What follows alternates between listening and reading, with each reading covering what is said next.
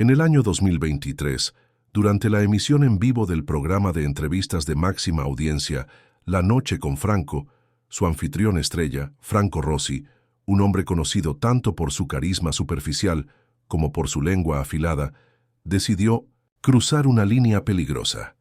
Su invitado era Cairo, un joven y talentoso cantante de rap negro cuya música contestataria estaba escalando rápidamente en las listas de éxitos. En un intento calculado de generar controversia y audiencia, Rossi lanzó una serie de comentarios cargados de estereotipos raciales y burlas condescendientes hacia Cairo y su arte.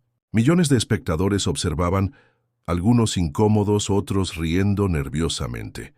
Pero lo que sucedió a continuación, la reacción silenciosa pero demoledora del público presente en el estudio, desencadenaría una cadena de eventos que no solo destruiría la carrera de Rossi en cuestión de días, sino que también desenterraría secretos oscuros que él creía enterrados para siempre bajo las luces brillantes del estrellato. El incidente se grabó a fuego en la memoria colectiva. No fue solo la burla, fue la arrogancia, la displicencia con la que Rossi intentó humillar a Cairo frente a una audiencia nacional, esperando risas cómplices que nunca llegaron en la magnitud esperada. En cambio, un silencio pesado, casi palpable, comenzó a llenar el estudio. Un silencio que se convertiría en el catalizador de su ruina. Horas después del desastroso programa, Franco Rossi se encontraba en la opulenta soledad de su penthouse, con vistas panorámicas a la ciudad, que ahora parecía juzgarlo desde cada ventana iluminada. El eco del silencio del estudio todavía resonaba en sus oídos, más fuerte que cualquier aplauso que hubiera recibido jamás. El aire acondicionado zumbaba suavemente, un contraste irónico con la tormenta que se estaba gestando en su interior, y sin que él lo supiera del todo aún, en el mundo exterior. Sostenía un vaso de whisky caro, el hielo tintineando contra el cristal con cada ligero temblor de su mano. No era miedo lo que sentía, o al menos no quería admitirlo. Era incredulidad, rabia. ¿Cómo se atrevía el público a no reírse de sus inofensivas bromas? ¿Cómo osaba Cairo, ese advenedizo, a mantener la compostura, a mirarlo con esa dignidad silenciosa que ahora en retrospectiva parecía una acusación? Su teléfono no había dejado de vibrar desde que salió del aire. Mensajes de su agente, de los ejecutivos de la cadena, de su publicista. Los ignoraba. Encendió el televisor de pantalla gigante, buscando distracciones, pero su propio rostro lo confrontó desde cada canal de noticias. Fragmentos del incidente se repetían una y otra vez, analizados por expertos, condenados por activistas, comentados con indignación en las redes sociales que ardían con hashtags como Franco Rossi racista y Siru Cancel en la noche. El reflejo en la pantalla oscura le devolvió la imagen de un hombre pálido, sus facciones habitualmente bronceadas y sonrientes, ahora tensas, sus ojos inyectados en sangre por la falta de sueño y el exceso de alcohol. La máscara de carisma se había resquebrajado, revelando la inseguridad y la fealdad que yacían debajo. El silencio del público no había sido pasividad, había sido un juicio que apenas comenzaba. Afuera, la ciudad seguía su ritmo, indiferente, pero para Franco Rossi el mundo se había detenido en ese instante de humillación pública autoinfligida. El penthouse, antes un símbolo de su éxito y poder, ahora se sentía como una jaula dorada. Las luces brillantes que siempre había amado ahora parecían focos acusadores. El silencio ya no era solo la ausencia de sonido, era el peso aplastante de la desaprobación masiva, el preludio de una caída que sería tan espectacular como su ascenso. La mañana siguiente no trajo alivio, solo la confirmación de la catástrofe. Las llamadas que Franco Rossi había ignorado se convirtieron en una avalancha. Su agente, Julian Vance, un hombre normalmente imperturbable con una habilidad camaleónica para navegar las crisis de sus clientes, sonaba genuinamente alarmado por primera vez en años.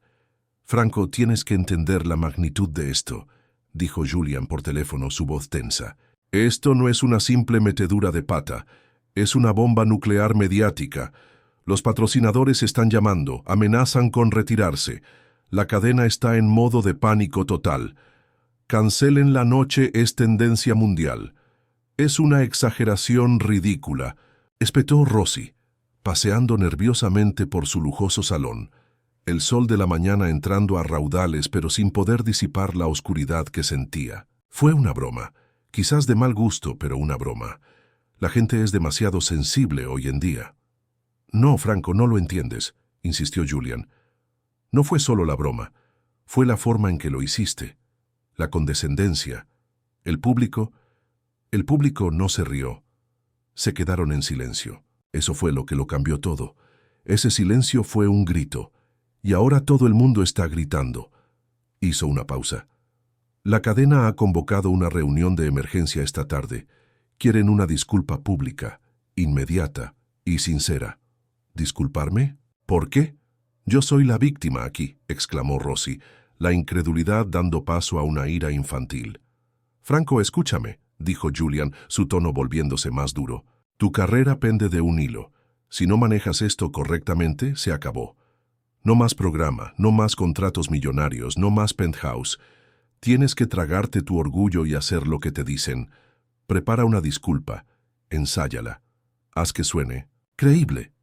Colgó el teléfono con un golpe seco, dejando a Rossi solo con el zumbido de la línea muerta y el peso de la realidad comenzando a aplastarlo. Miró su reflejo en el cristal de la ventana.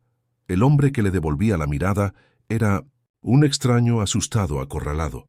Una disculpa, la idea le repugnaba. Él era Franco Rossi, el rey de la noche, el hombre que decía lo que otros solo pensaban. Pedir perdón era admitir debilidad, admitir que había cometido un error. Pero la mención de perderlo todo, eso sí le asustaba. Su identidad estaba intrínsecamente ligada a su fama, a su riqueza, al poder que ejercía desde su trono televisivo.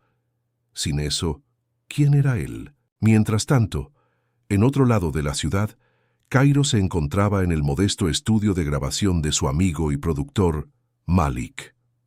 El teléfono de Cairo también había estado sonando sin parar, pero con mensajes de apoyo, ofertas de entrevistas, elogios por su dignidad frente al ataque de Rossi. La ironía era amarga. El intento de humillación de Rossi lo había catapultado a un nuevo nivel de reconocimiento.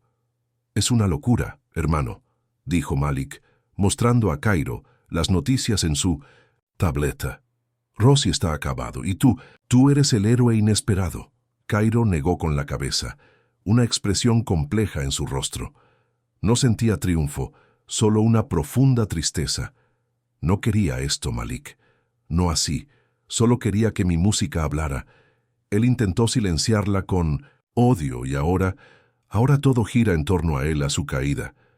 Miró por la ventana del estudio hacia las calles bulliciosas.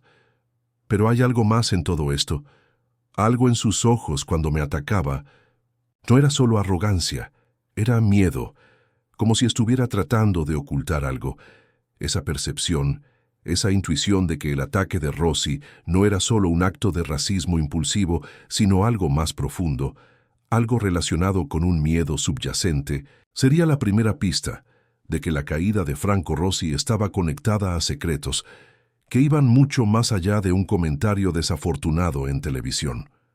La reunión en la sede de la cadena de televisión fue tan brutal como Julian había advertido.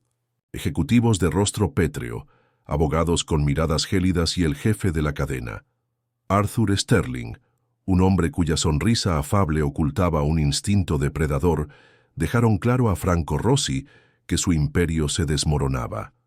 Franco, esto es un desastre de relaciones públicas de proporciones bíblicas, dijo Sterling sin rodeos. Los patrocinadores principales, Global Motors y Novatec, han suspendido sus contratos. Las redes sociales son un hervidero. Necesitamos una disculpa, ahora, y tiene que ser la actuación de tu vida.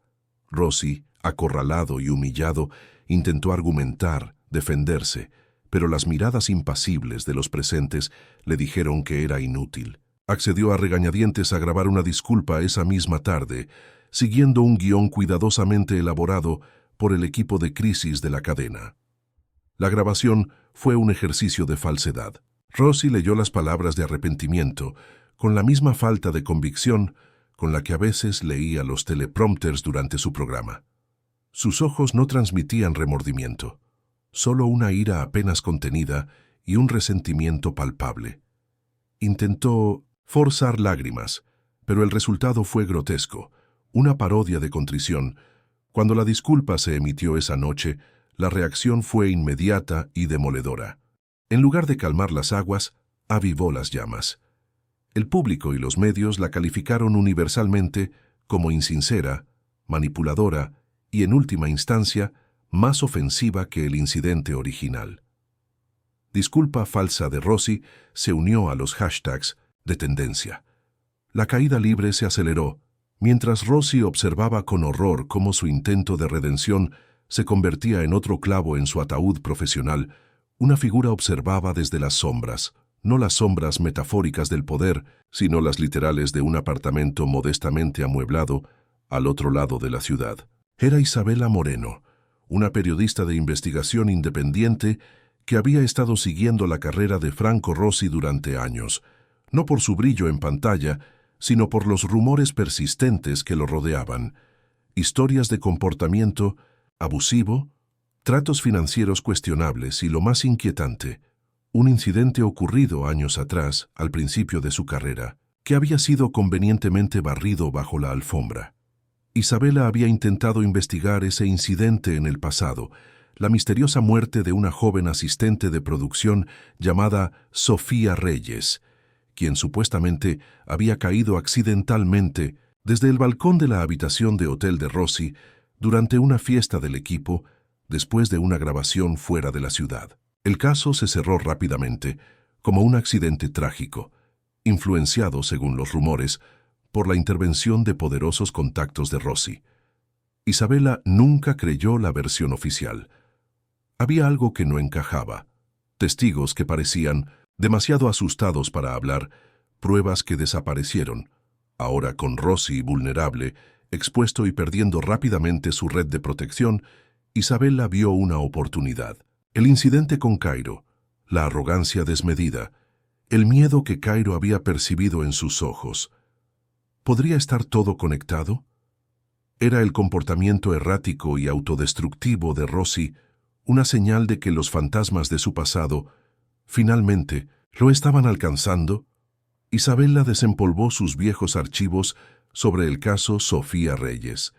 Notas crípticas, entrevistas grabadas con voces distorsionadas, recortes de noticias olvidados. Comenzó a hacer nuevas llamadas, a contactar a antiguas fuentes, a buscar cualquier fisura en la narrativa oficial que la caída actual de Rossi pudiera haber abierto. Sabía que era peligroso. Rossi, incluso acorralado, seguía siendo un hombre poderoso con mucho que perder. Pero la imagen de Sofía Reyes, joven y llena de vida en las pocas fotos que Isabela tenía, la impulsaba. La caída de Franco Rossi por sus comentarios racistas podría ser solo la punta del iceberg. Isabela estaba decidida a descubrir qué horrores se escondían debajo. Los días siguientes a la desastrosa disculpa fueron una espiral descendente para Franco Rossi. La cadena lo suspendió indefinidamente de La Noche con Franco, reemplazándolo temporalmente con un presentador insípido que no hacía más que resaltar la ausencia del carisma tóxico de Rossi. Los patrocinadores restantes huyeron en masa. Su publicista renunció. Incluso Julian Vance, su agente de toda la vida, comenzó a distanciarse, sus llamadas cada vez más cortas y evasivas. Rossi estaba aislado, atrincherado en su penthouse, consumiendo alcohol y viendo cómo el imperio que había construido se derrumbaba ladrillo a ladrillo en tiempo real. La paranoia comenzó a apoderarse de él. Cada sombra parecía una amenaza, cada llamada perdida una conspiración. El miedo que Cairo había percibido en sus ojos durante la entrevista no era solo por la posible reacción a sus comentarios, era el miedo primordial a que su caída actual desenterrara el secreto que había guardado celosamente durante más de una década. La verdad sobre la muerte de Sofía Reyes. Recordaba esa noche con una claridad aterradora, a pesar del alcohol y las drogas que habían nublado la fiesta. en la suite del hotel. Sofía, joven, ambiciosa, quizás un poco ingenua, había rechazado sus insinuaciones no deseadas. Hubo una discusión en el balcón. Rossi, enfurecido por el rechazo y sintiendo su poder desafiado, la había agarrado del brazo. Ella tropezó, perdió el equilibrio y cayó. No fue un empujón directo, no exactamente, pero su agresión, su ira, habían sido la causa directa. El pánico lo invadió. Llamó a Arthur Sterling, entonces un ejecutivo en ascenso en la cadena y ya un maestro en el arte de encubrir escándalos. Sterling se encargó de todo.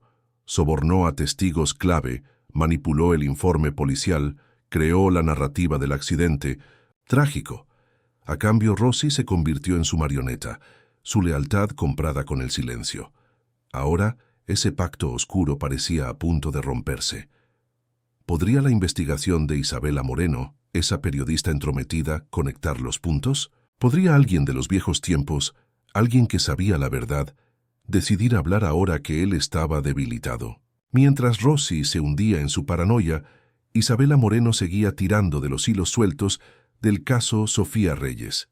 Consiguió localizar a una antigua compañera de cuarto de Sofía, Ana García, ahora una maestra de escuela en una ciudad pequeña y tranquila, lejos del brillo y la oscuridad del mundo del espectáculo. Ana siempre había sido reacia a hablar en el pasado, aterrorizada por las posibles repercusiones.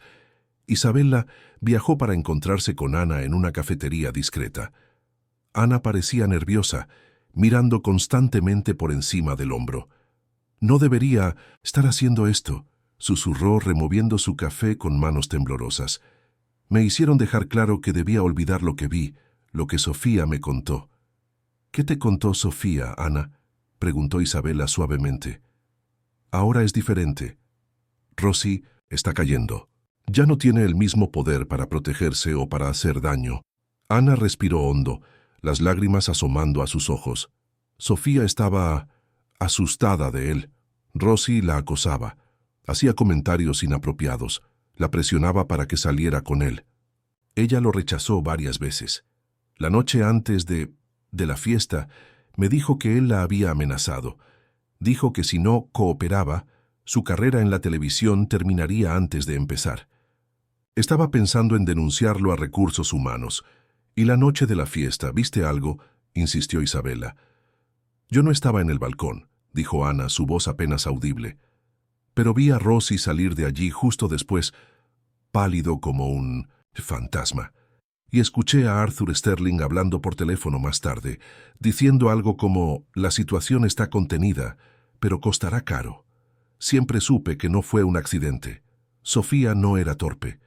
Y no estaba borracha esa noche. Quería mantener la cabeza clara por si Rossi intentaba algo». El testimonio de Ana, aunque circunstancial, era crucial. Establecía un patrón de acoso, una amenaza directa y la presencia sospechosa de Rossi y Sterling inmediatamente después del incidente. Era la primera grieta real en la versión oficial. Isabela sintió que se acercaba a la verdad, pero también sintió un escalofrío. Si Rossi y Sterling habían encubierto una muerte una vez, ¿qué no harían para evitar que la verdad saliera a la luz ahora? La información proporcionada por Ana García fue el catalizador que Isabela Moreno necesitaba. Con un testimonio, aunque asustado y extraoficial, que contradecía la narrativa del accidente, sintió que tenía suficiente para presionar más. Su siguiente objetivo era un antiguo detective de policía, Marcus Jones, quien había estado a cargo inicialmente de la investigación de la muerte de Sofía Reyes antes de ser abruptamente apartado del caso y trasladado a un puesto administrativo en los suburbios, un movimiento que siempre olió a castigo por acercarse demasiado a la verdad. Encontrar a Jones retirado no fue fácil. Vivía recluido en una cabaña junto a un lago, amargado y desilusionado con el sistema que una vez juró defender. Isabela lo encontró pescando en un muelle destartalado, el silencio del entorno roto solo por el chapoteo ocasional de los peces. Al principio, Jones se mostró hostil y reacio a hablar del pasado. Ese caso arruinó mi carrera. Señorita Moreno, dijo con voz áspera sin apartar la vista del agua, Aprendí por las malas que hay gente intocable en esta ciudad, gente como Rosy y sus amigos poderosos. Isabela persistió, compartiendo lo que Ana García le había contado, la sospecha del acoso, la amenaza, la extraña rapidez con la que se cerró el caso. Vio un destello de interés en los ojos cansados de Jones, la chispa del viejo detective que nunca se apagó del todo.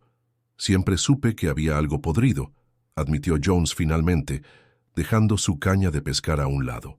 Encontré inconsistencias en la escena. La posición del cuerpo no cuadraba con una caída accidental desde ese ángulo del balcón, y un testigo, un camarero del hotel, mencionó haber visto a Rosy y a Sterling discutiendo acaloradamente con Sofía en el pasillo poco antes, pero luego cambió su declaración misteriosamente. Cuando empecé a presionar, a pedir los registros telefónicos de Rosy y Sterling, me quitaron el caso. Órdenes de arriba. ¿Órdenes de quién?, preguntó. Isabella.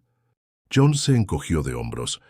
Nunca lo supe con certeza, pero Sterling tenía conexiones en todas partes, incluso en el departamento de policía. Me dijeron que me tomara unas vacaciones, y cuando volví, el caso estaba cerrado, y mi placa estaba en un escritorio acumulando polvo. Sacó una vieja libreta de bolsillo desgastada. Pero guardé mis notas originales. Siempre pensé que algún día... Hojeó las páginas amarillentas hasta que encontró lo que buscaba. Aquí está, el nombre del camarero, Miguel Fernández. Desapareció de la ciudad poco después. Probablemente le pagaron bien para que se callara y se fuera. Otra pieza clave. Un testigo presencial potencial que fue silenciado. Isabela sintió la adrenalina de la investigación. ¿Cree que podría encontrar a Fernández? Jones suspiró. Quizás, si no ha cambiado de nombre. Pero tenga cuidado, señorita Moreno. Si Sterling y Rosy se enteran de que está removiendo esto, no se detendrán ante nada para proteger su secreto. Ya lo hicieron una vez. La advertencia de Jones resonó mientras Isabela se alejaba de la cabaña junto al lago. La red se estaba cerrando, no solo alrededor de Rosy, sino también alrededor de ella. Sabía que estaba entrando en territorio peligroso, pero la búsqueda de justicia para Sofía Reyes y la posibilidad de exponer la corrupción que había permitido que su muerte quedara impune eran un motor demasiado poderoso. Mientras tanto, en el penthouse, la paranoia de Franco Rossi alcanzó nuevas cotas. Julian Vance le había informado con un tono gélido que una periodista llamada Isabela Moreno estaba haciendo preguntas sobre viejos asuntos. El nombre le sonó vagamente familiar, una molestia del pasado que creía haber aplastado. Ahora resurgía como un espectro en su momento de mayor debilidad. Llamó a Arthur Sterling, su voz temblando de pánico. «Sterling, tienes que hacer algo. Esa periodista, Moreno, está husmeando en lo de Sofía», exclamó. Hubo una pausa tensa al otro lado de la línea. La voz de Sterling, cuando finalmente habló, era peligrosamente suave. «Tranquilízate, Franco. Me encargaré de la señorita Moreno. Tenemos que asegurarnos de que ciertos fantasmas permanezcan enterrados. Definitivamente». El clic del teléfono. Al colgar dejó a Rosy con un escalofrío aún más profundo. Sabía lo que significaba encargarse. La caída de su carrera era una cosa, esto era algo mucho más oscuro. Isabela Moreno sabía que encontrar a Miguel Fernández, el camarero desaparecido, era su mejor oportunidad para obtener un testimonio directo que corroborara las sospechas sobre la muerte de Sofía Reyes. Pero también sabía que Sterling estaría intentando anticiparse a sus movimientos. Actuó con rapidez y discreción, utilizando sus habilidades de investigación y contactos en el submundo de la información para rastrear cualquier posible paradero de Fernández. Las pistas eran escasas. Fernández parecía haberse desvanecido después de dejar su trabajo en el hotel y mudarse de su último domicilio conocido. No había registros de empleo, ni actividad crediticia, ni presencia en redes sociales. Era como si hubiera dejado de existir, un indicio claro de que alguien poderoso había facilitado su desaparición. Sin embargo, Isabela encontró un hilo delgado. Un antiguo compañero de trabajo de Fernández en el hotel mencionó que Miguel Hablaba a veces de su familia en un pequeño pueblo costero a cientos de kilómetros de distancia, un lugar llamado Puerto Escondido. Era una posibilidad remota, pero era la única que tenía. Decidió viajar a Puerto Escondido, informando solo a su editor de confianza sobre su paradero, como medida de seguridad. El viaje fue largo y tenso, la sensación de ser observada creciendo con cada kilómetro. No podía quitarse de encima la ominosa advertencia de Jones y la fría determinación en la voz de Sterling que Rosie le había descrito. Puerto Escondido era un lugar tranquilo, un remanso de paz aparente con casas coloridas frente a un mar azul profundo. Contrastaba fuertemente con la jungla de asfalto y secretos de la ciudad que había dejado atrás. Isabela comenzó su búsqueda discretamente, preguntando en tiendas locales, bares y en el pequeño muelle pesquero, mostrando una vieja foto de Miguel Fernández que había conseguido de los archivos del hotel. Tras varios días de callejones sin salida, finalmente encontró a alguien que lo reconoció, un viejo pescador, con la piel curtida por el sol y el mar. Asintió lentamente al ver la foto. Sí, Miguelito. Estuvo aquí hace años. Trabajó un tiempo en los barcos, pero siempre parecía asustado, mirando por encima del hombro. Un día, simplemente se fue. Dijo que se iba al norte a buscar trabajo en las plataformas petroleras. Nunca más supimos de él. Plataformas petroleras. Otra pista vaga, otro posible callejón sin salida. Pero mientras Isabela agradecía al pescador y se disponía a marcharse, él añadió algo más. Hubo un tipo buscándolo también hace unos días. Un tipo trajeado de la ciudad. Hacía muchas preguntas. No me dio buena espina. Un escalofrío recorrió a Isabela. Sterling ya estaba sobre la pista de Fernández, o al menos intentando asegurarse de que permaneciera oculto. Y ahora sabía que ella también lo estaba buscando. La casa se había vuelto mucho más peligrosa. Isabela decidió cambiar de táctica. En lugar de seguir buscando a Fernández directamente, lo que podría alertar a los hombres de Sterling, necesitaba una forma de atraerlo hacia ella, o al menos de hacerle saber que había alguien que podía ayudarlo si decidía hablar. Recordó que el detective Jones había mencionado que Fernández tenía una hermana que aún vivía en la ciudad. Quizás a través de ella podría hacerle llegar un mensaje. Regresó a la ciudad sintiendo que el tiempo se agotaba. Sabía que Sterling no se quedaría de brazos cruzados. Necesitaba encontrar a la hermana de Fernández y convencerla de que la ayudara antes de que los hombres de Sterling la silenciaran a ella también, o peor aún, encontraran a Miguel primero. De vuelta en la ciudad, Isabela Moreno se movió con una cautela redoblada. La sensación de ser vigilada era casi palpable. Cambiaba de ruta constantemente, utilizaba teléfonos de prepago y evitaba sus lugares habituales. Sabía que Sterling no era un enemigo al que subestimar. Localizar a la hermana de Miguel Fernández, Elena Fernández, resultó ser relativamente sencillo a través de registros públicos. Vivía en un barrio obrero, trabajando como enfermera en el hospital local. Isabela decidió acercarse a ella de la manera más discreta posible, esperando fuera del hospital al final de su turno. Elena Fernández era una mujer de aspecto cansado, pero con una mirada fuerte y directa. Escuchó a Isabela con una mezcla de escepticismo y miedo cuando ésta le explicó quién era y por qué buscaba a su hermano Miguel en relación con la muerte de Sofía Reyes y la caída de Franco Rossi. Miguel, suspiró Elena, frotándose las sienes. Hace años que no sé nada concreto de él. Recibo una postal críptica de vez en cuando sin remitente, solo para decir que está vivo. Siempre supe que se fue por miedo. La noche después de esa fiesta en el hotel vino a mi casa aterrorizado. Dijo que había visto algo terrible, algo que involucraba a Rossi y a ese otro pez gordo, Sterling. Dijo que lo habían amenazado. Le ofrecieron dinero para que desapareciera y se callara. Cogió el dinero y se fue al día siguiente. Me hizo prometer que nunca diría nada. Elena, tu hermano es la clave para hacer justicia por Sofía Reyes, dijo Isabela con urgencia.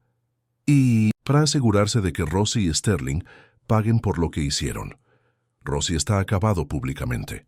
pero Sterling sigue en el poder. Si Miguel testifica, podría cambiarlo todo, pero está en peligro. Sé que Sterling lo está buscando. Elena palideció. ¿Buscándolo? ¿Por qué ahora? Porque yo estoy investigando. Porque la caída de Rossi ha removido el pasado. Sterling quiere asegurarse de que Miguel nunca hable, explicó Isabela. Necesito que me ayudes a contactarlo. ¿Hay alguna forma, alguna palabra clave, algún lugar al que puedas enviarle un mensaje que solo él entienda? Elena dudó, el miedo luchando con el deseo de justicia por su hermano y por la chica muerta. Finalmente, asintió lentamente. Hay un foro online de aficionados a la pesca en alta mar que él solía frecuentar bajo un seudónimo, Tiburón Nocturno. A veces deja mensajes crípticos allí. Podría intentar enviarle un mensaje privado usando una frase que solo nosotros conocemos de nuestra infancia. La marea trae secretos a la orilla. Quizás eso le haga saber que necesita tener cuidado y que quizás hay alguien que puede ayudarlo. Hazlo, Elena, por favor, instó Isabela. Dile que una periodista amiga quiere hablar con él, que puede ser su oportunidad de limpiar su conciencia y estar seguro. Dale una dirección de correo electrónico segura que he creado para esto. Elena aceptó, aunque el miedo era evidente. En sus ojos, mientras Isabela se alejaba, sintió una mezcla de esperanza y temor. Había lanzado el anzuelo, pero ¿respondería Miguel? ¿Y llegaría el mensaje antes que los hombres de Sterling? Esa noche, mientras Isabela revisaba sus notas en un motel anónimo en las afueras de la ciudad, recibió una llamada de un número bloqueado. Era la voz distorsionada de Marcus Jones, el detective retirado. «Moreno, tienes que salir de ahí», dijo Jones con urgencia. «He oído rumores a través de viejos contactos. Sterling ha puesto precio a tu cabeza, no literalmente, pero ha contratado a gente muy peligrosa para resolver el problema de la periodista entrometida. No están buscando solo a Fernández, te están buscando a ti». El corazón de Isabela dio un vuelco. El peligro ya no era una posibilidad, era inminente. Tenía que desaparecer, pero también tenía que encontrar la manera de recibir la respuesta de Miguel si es que llegaba. La partida final había comenzado, y las apuestas eran de vida o muerte.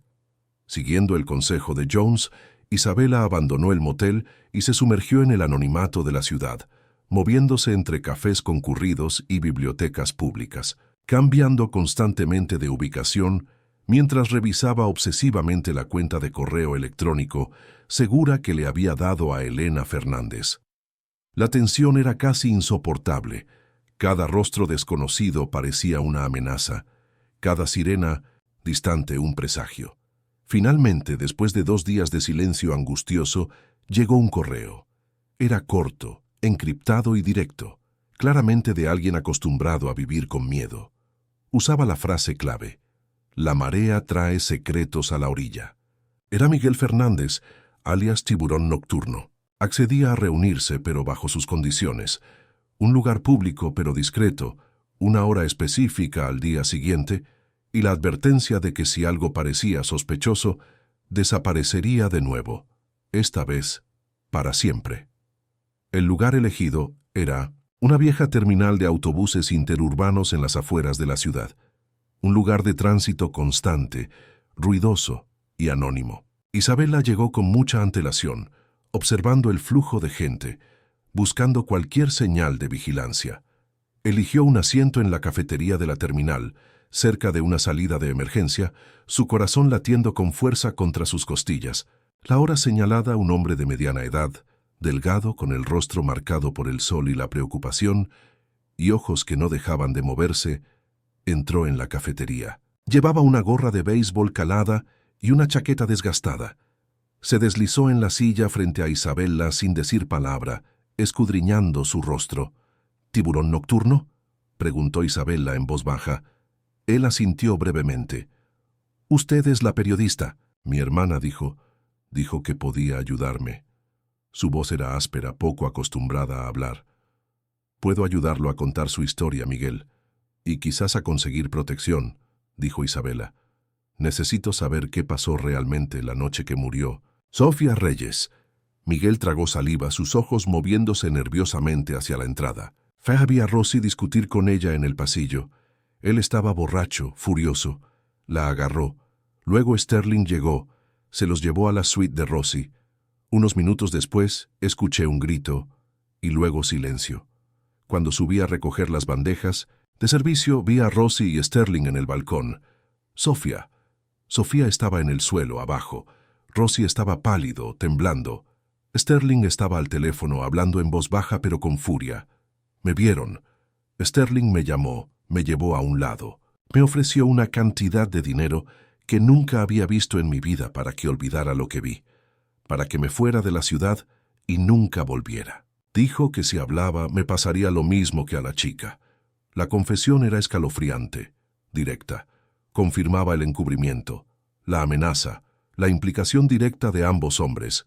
Isabela sintió un escalofrío, pero también la satisfacción de haber encontrado la verdad. ¿Estaría dispuesto a testificar, Miguel? Con protección, empezó a decir Isabela. Pero antes de que pudiera terminar, dos hombres corpulentos, vestidos con trajes oscuros que no encajaban en el ambiente de 1911, la terminal, entraron bruscamente en la cafetería. Sus ojos se fijaron inmediatamente en Miguel y Isabela. No había duda de quiénes eran ni a quién buscaban. «No se encontraron», siseó Miguel, el pánico apoderándose de él. Se levantó de un salto, derribando la silla. Isabela reaccionó por instinto.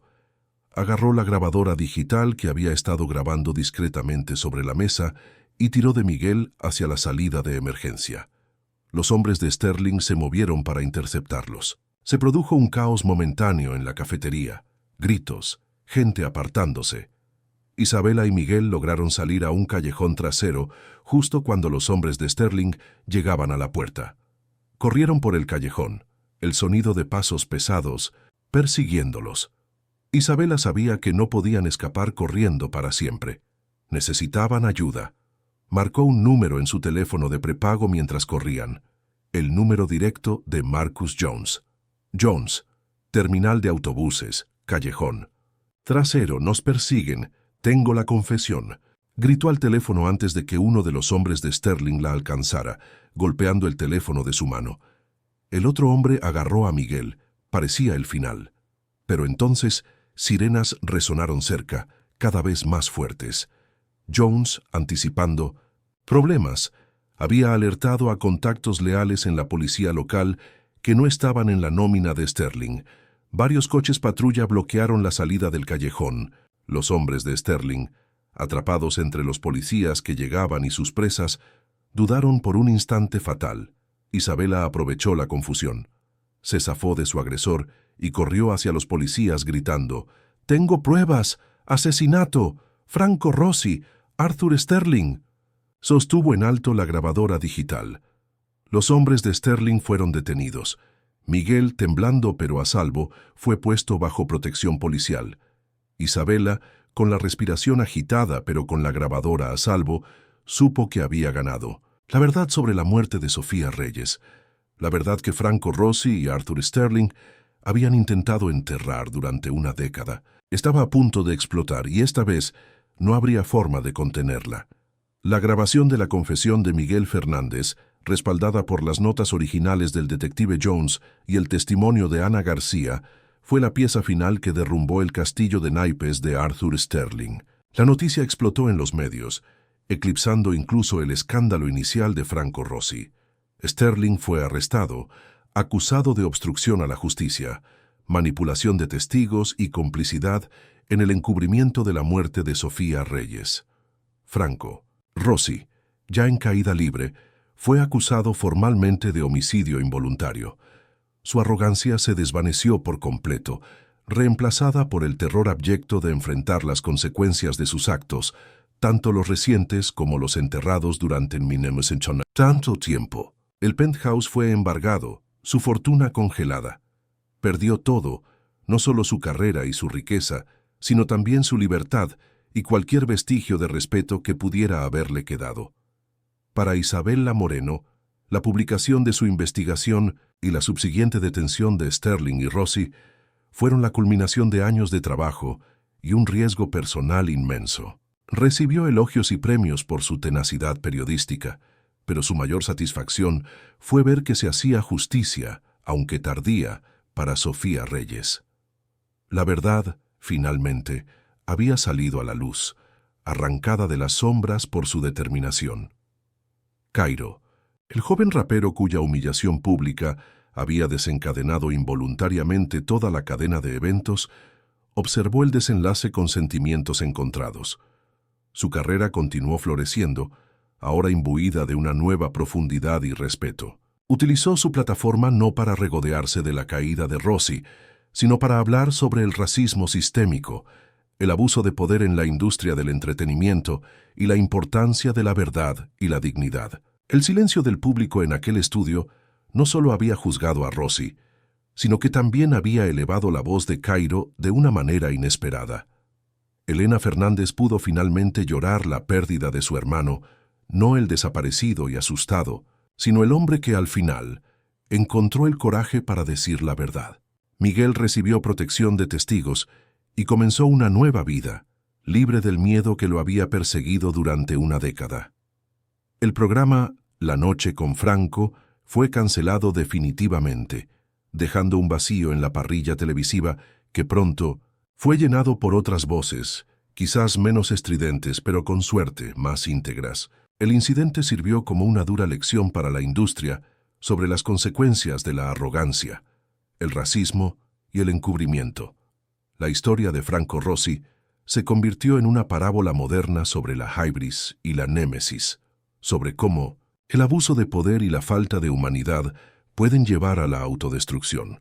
Su burla hacia Cairo, nacida de la inseguridad y el miedo a que sus propios secretos salieran a la luz, fue el catalizador de su propia ruina, y el público, ese ente a menudo subestimado, demostró que su silencio podía ser más poderoso que cualquier aplauso, que su juicio colectivo podía derribar incluso a los ídolos más brillantes cuando éstos revelaban tener pies de barro, o peor aún, un corazón lleno de oscuridad.